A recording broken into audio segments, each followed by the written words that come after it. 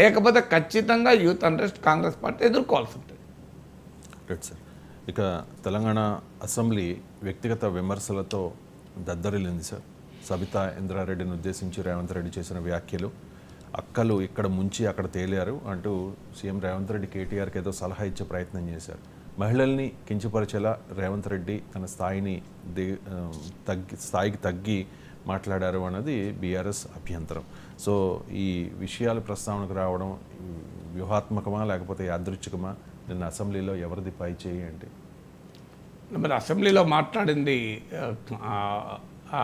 అనేది మీకు ఎలాంటి పత్రికలో వచ్చింది, టీవీలో కూడా నిన్న కవర్ చేశారు. ఎవరిది పై చేయి ఉంటుంది? ప్రతి అంశం పైన పై చేయి ఉండదు. ప్రతి అంశం పైన పై చేయి ఉంటుంది. రాజకీయాల్లో మాట్లాడుకుంటుంటారు, ఒకరికొకరు అనుకుంటుంటారు. దాంట్లో పై చేయి కింది చేయిలు అంటూ ఉండవు కదా. ఇదేమన్నా సీరియస్ పబ్లిక్ ఇష్యూ కాదు కదా. ప్రభుత్వాల అధికార పార్టీ ప్రతిపక్ష పార్టీ మీద మాట్లాడుతుంటారు. అది మహిళా సభ్యుల గురించి ప్రస్తావన కనుక దానికి ఇంకో కొత్త యాంగిల్ వచ్చింది. బీజేపీకి కొత్త అవకాశం వచ్చింది. అందువల్ల రాష్ట్ర వ్యాప్తంగా ఏదో మహిళలను అవమానించారని చెప్తూ వాళ్ళు నిరసనలు తెలుపుతున్నారు. బట్ ఈ నిరసన పొలిటికల్ నిరసనగానే ఉంటుంది తప్ప తెలంగాణలో ఉన్న మహిళలంతా రేవంత్ రెడ్డి మమ్మల్ని అవమానించిందని ఫీల్ అవుతారా? అవమానించేది ఉన్నది అందులో ఇప్పుడు ఇలా పేపర్లో వచ్చింది క్లియర్గా ఉంది. అక్క నన్ను రమ్మన్నావు, నువ్వు వెళ్ళావు, ఇలాంటి మాటలే అవి.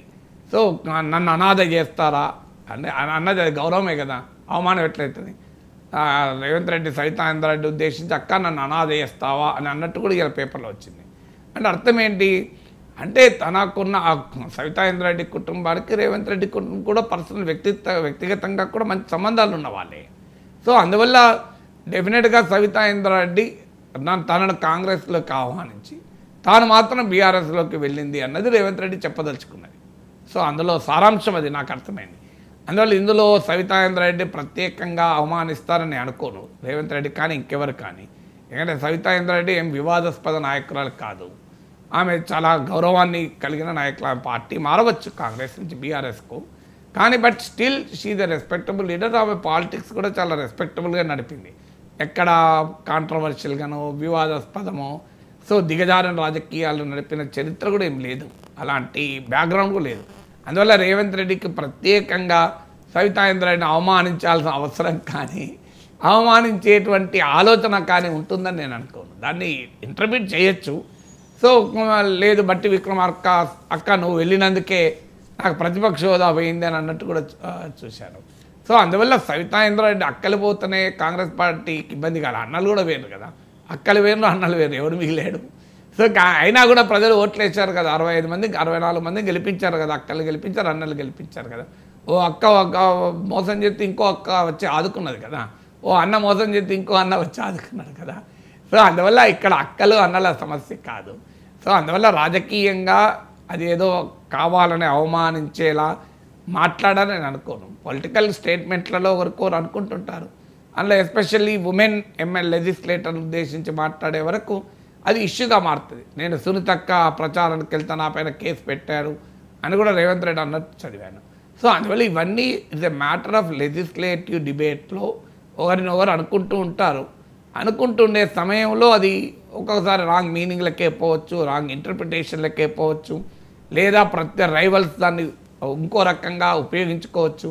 బట్ సవితా ఇంద్రారెడ్డిని అగౌరవపరుస్తాడు రేవంత్ రెడ్డి అని నేనైతే అనుకోను. అగౌరవపరచాల్సిన అవసరం కూడా రేవంత్ రెడ్డికి ఉందని అనుకోను.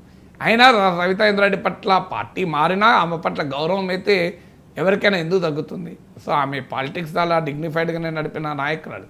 మారిన వాళ్ళలో ఆమె ఒక్కరే ఉన్నారా? చాలామంది మారారు. అన్నలు మారినప్పుడు అక్కలు మారరా? సో అన్నలకు ఒక్కరికే పార్టీ ఫిరాయించే హక్కు ఉంటుందా? మహిళా ఎమ్మెల్యేలకు అక్కలకు పార్టీ ఫిరాయించే హక్కు ఉంటుందా? సో అందువల్ల అక్కలే టార్గెట్ చేయాల్సిన అవసరం లేదు. అయితే బహుశా సవితా ఇంద్రారెడ్డి గారు ఆమె తీసుకున్న విధానం ఇంకో రకంగా ఉండొచ్చు.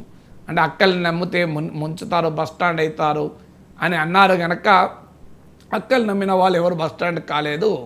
ఆడపడుచులు ఎప్పుడూ నమ్మిన వారిని కాపాడుతారు తప్ప బస్టాండ్ చేయరు అని ఆమె రియాక్ట్ అయ్యారు.